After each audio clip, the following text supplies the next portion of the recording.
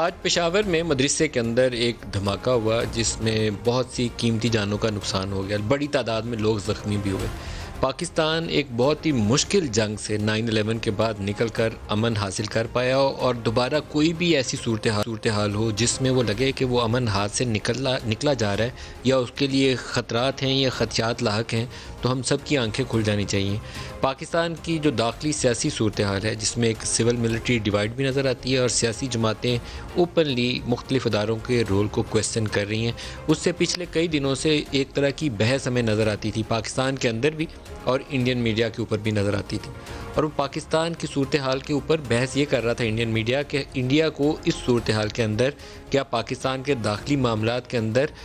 کوئی مداخلت کر کے فائدہ اٹھانا چاہیے یا نہیں اٹھانا چاہیے۔ اوپنلی کھلے عام وہ بحث مباحثہ کر رہے تھے، لیکن وہ ملک جسے آپ کھلے عام اپنا دشمن مانتے ہیں اور وہ آپ کو اپنا ایک کھلا دشمن جانتا ہے، اس سے ہٹ کے آپ توقع بھی کیا کر سکتے ہیں؟ آپ کی ڈیوٹی جو ہے وہ اپنے گھر کے حالات کو مضبوط اور درست بنانا ہے، اور یہ سب کی ذمہ داری ہے۔ پاکستان کے سویلین لیڈرز ہوں یا ملٹری لیڈرز ہوں، ان ساروں کا ایک جو کامن ایجنڈا ہے وہ پاکستان کے لوگوں کی جان و مال کا تحفظ ہے۔ اس لیے یہ لوگ منتخب ہو کر حکومت بناتے ہیں، اس لیے ان اداروں کو، ان سیکورٹی ایجنسیز کو، پاکستانی فوج کو، پولیس کو، دیگر اداروں کو، ساروں کو بنایا اس لیے جاتا ہے کہ پاکستانی بارڈرز کی جو سیکورٹی ہے اس کو فول پروف بنائیں اور پاکستانی لوگوں کی جو جان و مال کا تحفظ ہے، ایک ریاست کی جو بنیادی ذمہ داری ہے اس کو پورا کیا جائے۔ لیکن ہماری لگتا یہ ہے کہ توجہ ان امور سے ہٹی ہوئی ہے۔ وہ مہنگائی کا مسئلہ ہو تو وہ ہمارے قابو سے باہر ہے، لوگوں کی سیکورٹی کے معاملات ہوں وہ قابو سے باہر ہیں۔ پاکستانی فوج اور لا انفورسمنٹ ایجنسیز کے اوپر پچھلے چند ایک ہفتوں میں اٹیکس بہت بڑھ گئے ہیں۔ اس کی ایک بڑی وجہ افغانستان کی صورتحال ہے۔ افغانستان میں امریکہ چاہتا تھا کہ الیکشن سے پہلے اس کو ایک ٹرافی مل جائے، طالبان جو بات چیت کی میز کے اوپر آئے ہیں، اور اس کے لیے وہ پاکستان کا شکریہ ادا کر رہا تھا کہ پاکستان نے بڑی کوشش کی اور ان کی بات چیت اس نتیجے پہ پہنچ گئی، لیکن اس کو نتیجہ خیز بنانا چاہتے تھے کہ الیکشن میں ٹرمپ جائے تو اس کے ہاتھ میں وہ وننگ ٹرافی ہو کہ ہم نے افغانستان میں